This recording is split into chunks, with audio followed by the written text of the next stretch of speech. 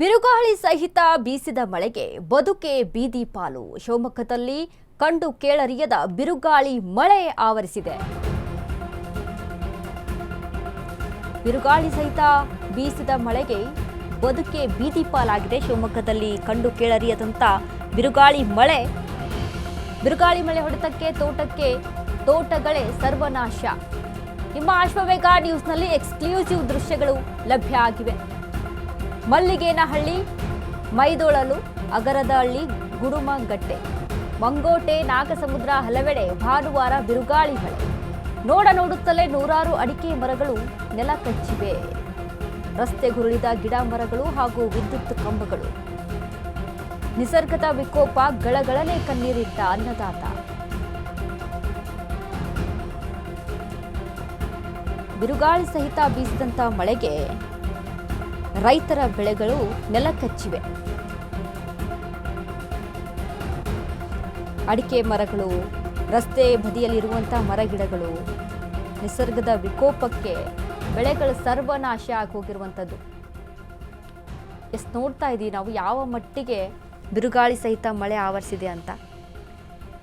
ಈ ರೀತಿಯಾಗಿ ಮಳೆ ಆವರಿಸ್ಕೊಂಡ್ರೆ ಅಲ್ಲಿ ಬೆಳೆ ಅಲ್ಲ, ಅಲ್ಲಿ ಬೆಳೆದಿರುವಂಥ ಫಸಲಲ್ಲ, ಬೆಳೆಗಳೇ ಇರೋದಿಲ್ಲ, ಗಿಡಗಳೇ ಇರೋದಿಲ್ಲ, ನೆಲ ಕಸ್ತವೆ ಎಲ್ಲವೂ. ರೈತರು ನೋಡಿ, ಅಡಿಕೆಯನ್ನು ಬೆಳೆಸೋದು ಅಷ್ಟು ವರ್ಷ, 3-4 ವರ್ಷ ಕಾದು ಅದ್ರ ಫಸಲು ಬರೋವರೆಗೂ ನಿಂತ್ಕೊಂಡು ವೇಟ್ ಮಾಡಿ ಆ ನಂತರ ಅದ್ರ ಬೆಳೆಯಲ್ಲಿ ಲಾಭ ತೆಗೆದುಕೊಳ್ಬೇಕು ಅನ್ನುವಂಥ ಭರವಸೆಯಲ್ಲಿ ಇರ್ತಾನಲ್ಲ ರೈತ, ಅವರಿಗೆ ದೊಡ್ಡ ಮಟ್ಟದ ಹೊಡೆತ ಇದು. ಸಾಮಾನ್ಯ ಅಲ್ಲ. 3-4 ವರ್ಷ ಝೀರೋ ಒಂದು ಇನ್ಕಮ್ ಇಂದ, ಬರೀ ಬಂಡವಾಳ ಹಾಕಿ ಇನ್ವೆಸ್ಟ್ಮೆಂಟ್ ಹಾಕಿ ಝೀರೋ ಇನ್ಕಮ್ ಇಂದ ಅಲ್ಲಿ ಕಾಯ್ಕೊಂಡು ಕೂತಿರ್ತಾನೆ ರೈತ. ಈ ರೀತಿಯಾಗಿ ನಿಸರ್ಗದ ವಿಕೋಪದಿಂದ ಆದರೆ ನಿಜಕ್ಕೂ ರೈತ ಇರಬೇಕಾ ಬೇಡವಾ ಅನ್ನುವಂಥ ಪರಿಸ್ಥಿತಿಯಲ್ಲಿ ತಲುಪಿಬಿಡ್ತಾನೆ. ಸರ್ಕಾರ ಬೆಳೆ ಪರಿಹಾರ ಅಥವಾ ಬೆಳೆ ಪರಿಹಾರಕ್ಕಂತ ಕೊಡುತ್ತೆ, ಬಟ್ ಬೆಳೆ ವಿಮೆ ಮಾಡಿಸಿದ್ರೆ ಮಾತ್ರ ಅದು ಸಹಿತ ಇರುವಂಥದ್ದು. ಬಿರುಗಾಳಿ ಸಹಿತ ಮಳೆಗೆ ಜನರ ಬದುಕೆ ಬೀದಿ ಪಾಲು.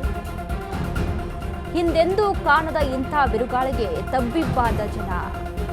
ಹಾರಿದ ಮನೆ ಮೇಲ್ಛಾವಣಿ, ನೆಲಸಮವಾದ ಗೋಡೆಗಳು, ಶಾಲೆಯೊಂದರ ಹೆಂಚುಗಳು ಪೀಸ್ ಎಲ್ಲ ಛಿದ್ರ. ಈಗ ಮಲ್ಲಿಗೇನಹಳ್ಳಿ ಆ ಶಾಲೆಗೆ ಆಗಸವೇ ಮೇಲ್ಛಾವಣಿ. ಗ್ರಾಮದಲ್ಲಿನ ಹಲವು ಮನೆಗಳಿಗೆ ಸಂಪೂರ್ಣ ಜಲಕಂಟಕ. ಮಲ್ಲಿಗೇನಹಳ್ಳಿ ಗ್ರಾಮಸ್ಥರು ಹಾಗೂ ರೈತರ ಪರಿಸ್ಥಿತಿ ಅಧೋಗತಿ ಆಗಿದೆ. ಇತ್ತೀಚೆಗೆ ಧಾರವಾಡದಲ್ಲಿ ಭಯಾನಕ ಆಲಿಕಲ್ಲು ಮಳೆ ಆಗಿತ್ತು. ಇದೀಗ ಶಿವಮೊಗ್ಗದಲ್ಲಿ ಕಂಡು ಕೇಳರಿಯದ ಬಿರುಗಾಳಿ ಮಳೆ.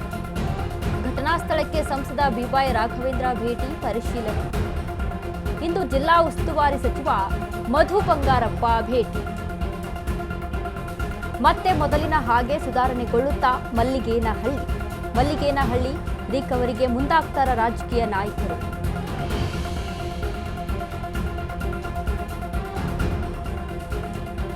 ಆ ಲೆವೆಲ್ಗೆ ಬಿರುಗಾಳಿ ಸಹಿತ ಮಳೆ, ದೊಡ್ಡ ಮಟ್ಟದ ಒಂದು ಬಿರುಗಾಳಿ ಸಹಿತ ಮಳೆ ಅಂತ ಆದ್ರೆ ಜನ ಬೀದಿ ಪಾಲಾಗದೆ ಇನ್ನೇನಾಗ್ತಾರೆ. ಶಾಲೆ ನಾವು ನೋಡ್ತಾ ಇರುವಂಥದ್ದು, ಈಗ ಶಾಲೆಯ ಮೇಲ್ಛಾವಣಿ ಸಂಪೂರ್ಣವಾಗಿ ಕಿತ್ತೋಗಿದೆ. ಹೆಂಚುಗಳೆಲ್ಲ ಕೆಳಗಡೆ ಉರುಳಿ ಬಿದ್ದಿದ್ದಾವೆ. ನೋಡಿ ಅಲ್ಲಿ ಯಾವ ರೀತಿಯಾದಂಥ ಸಿಚುವೇಶನ್ಸ್ ಇದೆ ಅಂತ. ಮೇಜರ್ ಏನು ಅಂತ ಹೇಳಿದ್ರೆ ಆದಷ್ಟು ಬೇಗ ನಾವು ಮಾಜರ್ ಮಾಡಬೇಕಾಗತ್ತೆ. ಯಾಕೆಂದರೆ ಅವರು ಕಾಯಲ್ಲ, ಯಾರಿಗೆ ಮನೆ ಹಾನಿಯಾಗಿರುತ್ತೆ ಅವ್ರು ಮತ್ತೆ ಅಲ್ಲೇ ಬದುಕಬೇಕಲ್ಲ. ಅದಕ್ಕೆ ಏನು ಮಾಡ್ತಾರೆ, ಶೀಟು ಇಲ್ಲ ಏನಾದ್ರು ಮಾಡಿ ಸಹಕಾರ ಮಾಡಿಕೊಂಡು ಊರವರೆಲ್ಲ ಒಟ್ಟಿಗೆ ಮಾಡಿದ್ದಾರೆ. ಆಗಲೇ ಕೆಲವು ಕಡೆಗೆ ಮಾಜರ್ ಮಾಡಿದ್ದಾರೆ. ಈಗ ಈ ಗ್ರಾಮದ್ದೇ ಇವತ್ತು 2 ಗಂಟೆ ಒಳಗೆ ಮುಗಿಸ್ತೀನಿ ಅಂದಿದ್ದಾರೆ. ಇನ್ನೊಂದು 1 ತಾಸು 2 ತಾಸು ಜಾಸ್ತಿ ಆಗ್ಬೋದು. ಬಟ್ 2 ವಿಚಾರ ಇಲ್ಲಿ ಭಾಳ ಮುಖ್ಯವಾಗಿ. ಒಂದು, ಇಂಥ ಸಂದರ್ಭದಲ್ಲಿ ಎಲ್ಲರೂ ಒಟ್ಟಿಗೆ ಕೆಲಸ ಮಾಡಬೇಕಾಗತ್ತೆ. ಅಧಿಕಾರಿಗಳು ಮಾಡಬೇಕು, ಎಲ್ಲ ಪಕ್ಷದವರು ಮಾಡಬೇಕು, ಗ್ರಾಮ ಪಂಚಾಯತಿಯವರು ಕೂಡ ಕೂಡಬೇಕಾಗತ್ತೆ. ಫಸ್ಟ್ ಕರೆಂಟ್ ಕೊಡಬೇಕು, ಯಾಕೆಂದರೆ ನೀರು ಬೇಕು ಅಂದರೆ ಇವತ್ತು ಫಸ್ಟ್ ಕರೆಂಟ್ ಇಲ್ಲ ಅಂದರೆ ನೀರು ಕೊಡೋಕ್ಕಾಗಲ್ಲ. ನನ್ನ ಪ್ರಕಾರ 50% ಮೇಲೆ ಎಲ್ಲ ಹಳ್ಳಿಗೂ ಕೂಡ 36 ಹಳ್ಳಿಗೆ ಎಫೆಕ್ಟ್ ಆಗಿದೆ. 36 ಹಳ್ಳಿಗೂ ಕೂಡ ಇವಾಗ as it is current restore ಮಾಡಿದ್ದಾರೆ. ಇನ್ನೂ ಕೆಲವು ಕಡೆಗೆ ಆಗಬೇಕು, ಇನ್ನೂ ಕೆಲವು ಕಡೆಗೆ ಲೇಟ್ ಆಗುತ್ತೆ. ಈಗ ನಮ್ಮ ಈ ಭಾಗದ ಮುಖಂಡರು ಎಲ್ಲ ಏನಂದರು, ಕೆಲವು ಕಡೆಗೆ ಅವರೇ ಜನ್ರೇಟರ್ ತೊಗೊಂಡು ಕರೆಂಟಿಗೆ, ಯಾಕೆಂದರೆ ಹೋದಾಗ ಈ ಇಲ್ಲೊಂದು ಬಿದ್ದಿರುತ್ತೆ ಅಲ್ಲೊಂದು ರಿಪೇರಿ ಅಷ್ಟು ಈಸಿಯಾಗಿ ಓವರ್ನೈಟಿಗೂ ಆಗಲ್ಲ. ಕೆಲವು ಸತಿ ಫೋರ್ಸ್ನ ಬೇರೆ ಕಡೆಯಿಂದನೂ ತೊಗೊಳ್ಳಿ ಅಂತ ಹೇಳಿದ್ದೀನಿ. ಅಂದರೆ ನಮ್ಮ ಸೊರಬದಲ್ಲಿ ಖಾಲಿ ಇದ್ದಾರೆ, ಶಿಕಾರಿಪುರದಲ್ಲಿ ಖಾಲಿ ಇದ್ದಾರೆ, ಭದ್ರಾವತಿಯಲ್ಲಿ ಖಾಲಿ ಇರ್ತಾರೆ, ಶಿವಮೊಗ್ಗದಲ್ಲಿ ಅವ್ರನ್ನೂ ತಗೊಂಡು ಬೇಗ ಕೆಲಸ ರಿಸ್ಟೋರ್ ಮಾಡಿ ಅಂತ. ಸೊ ಕುಡಿಯೋ ನೀರು ಮತ್ತು ಕರೆಂಟು ಒಂದು ಭಾಗ ಕೊಡಬೇಕು. ಮತ್ತು ಮಾಜರ್ ತೊಗೊಂಡಾಗ ಯಾರು ರಿಪೇರಿ ಮಾಡ್ಕೊಂಡಿದ್ರೆ ಅದನ್ನೂ ಕೂಡ ನಾನು ತಹಸೀಲ್ದಾರ್ ಅವ್ರಿಗೂ ಹೇಳಿದ್ದೀನಿ, ಈಗ ಡಿ ಸಿ ಅವರು ಕೂಡ ಅದನ್ನು ಹೇಳಿದ್ದಾರೆ. ಅವ್ರ ಹತ್ರ ಬರ್ಸ್ಕೊಂಡು ಅದನ್ನು ಮಾಜರ್ ಮಾಡಿಕೊಂಡು ಸಬ್ಮಿಟ್ ಮಾಡಿ ಅಂತೇಳಿ ಹೇಳಿದೆ. ಹಾನಿಯಾಗಿರೋದು ಒಂದು ನಮಗೆ ಕಂಡಂಗೆ ಒಬ್ಬರು ತೀರ್ಕೊಂಡು ಹೋಗಿದ್ದಾರೆ. ಅದು ಡೌಟ್ ಮೇಲೆ ಹೇಳಿರೋದ್ರಿಂದ ಮತ್ತೆ ಅದನ್ನು ಕೂತ್ಕೊಂಡು ರಿಪೋರ್ಟ್ ತೊಗೊಳಕ್ಕೆ ಹೇಳಿದ್ದೀನಿ. ಯಾರು ಅವ್ರನ್ನ ಹಾಸ್ಪಿಟ್ಲ್ ಕರ್ಕೊಂಡೋದ್ರೀಗ ಅವ್ರ ಮನೆಗೆ ಹೋಗಿದ್ದೆ ನಾನು. ಅದನ್ನು ಕೂಡ ಯಾಕೆಂದರೆ ಇದೆಲ್ಲ ಫ್ಯಾಕ್ಟ್ಸ್ ಹೇಳಬೇಕು ನಿಮಗೆ, ಸುಮ್ಮನೆ ನಾವು ಯಾವುದೇ ಇದನ್ನು ಮಿಸ್ಯೂಸ್ ಮಾಡ್ಕೋಬಾರ್ದು, ಅದು ತಪ್ಪಾಗುತ್ತೆ. ಸೊ ಅದನ್ನು ತಗೊಂಡು ಕಳ್ಸೋಕ್ಕೆ ಹೇಳಿದ್ದಾರೆ. ಆಮೇಲೆ ರಾಜ್ಯ ಮಟ್ಟದಲ್ಲಿ ನಾನು ವಿಚಾರಗಳನ್ನು ಪ್ರಸ್ತಾವನೆ